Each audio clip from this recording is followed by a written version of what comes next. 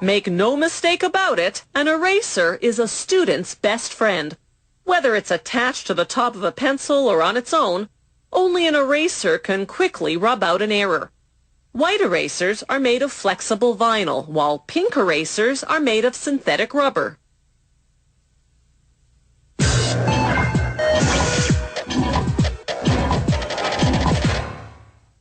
In 1736, a French explorer observed South American native Indians using a certain tree resin to make bouncing balls. He brought this resin back home, and before long, Europeans discovered it could rub out lead pencil marks, hence the term rubber. There was just one problem.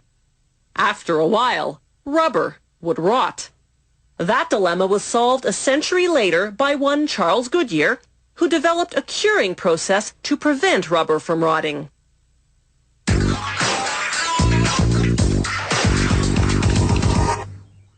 A lot of ingredients go into making a simple pink eraser.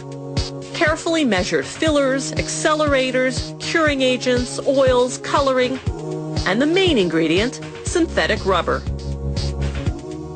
They start by putting a batch of rubber into a mill. The rubber passes repeatedly between large heated rollers. They throw in any defective erasers from the last production run, recycling them into this new batch. Then they add sulfur as a curing agent, accelerators to help the sulfur do its job, and red coloring.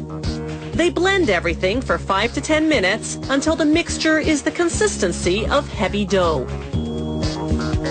Next, vulcanized vegetable oil. That's vegetable oil treated with sulfur, then regular vegetable oil, then calcium carbonate as a filler.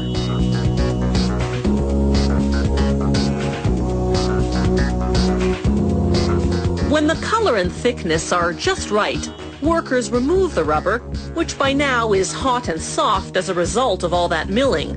They leave it to cool and harden at room temperature for about half a day.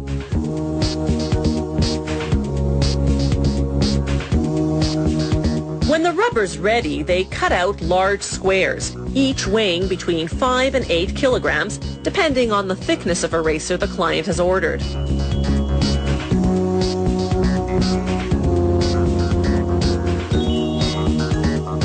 The squares go into a steam-heated press to cure for about 20 minutes at 163 degrees Celsius. The pressure compacts the rubber, while the intense heat hardens it. They trim off the excess, then submerge the hot rubber squares in cold water to stop the curing process. To make erasers that erase both lead and ink, they cut beveled strips from 2 batches of rubber, one pink and one blue.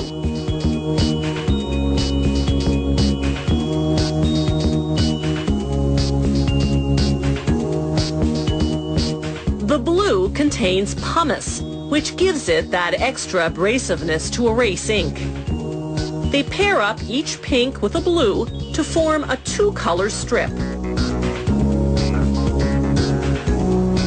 Then it's into the steam press.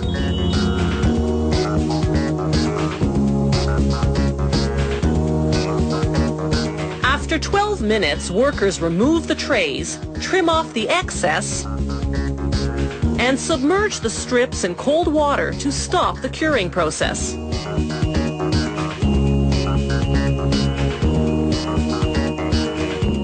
Then an automated machine chops the strips into pieces the size of erasers.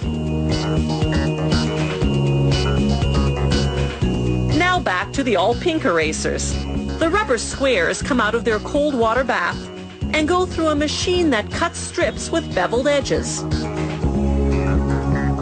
then chops the strips into erasers. From there, the erasers drop into a giant barrel. Workers throw in some talc to prevent them from sticking together. Then they set the barrel spinning for 3 to 5 hours. As the erasers tumble against each other, the abrasion rounds off their edges.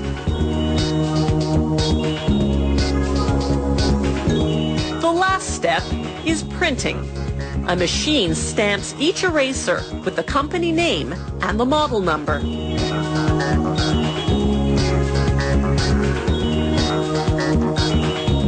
It's not the rubber that gives the eraser the ability to erase, but rather the vulcanized vegetable oil that's in it.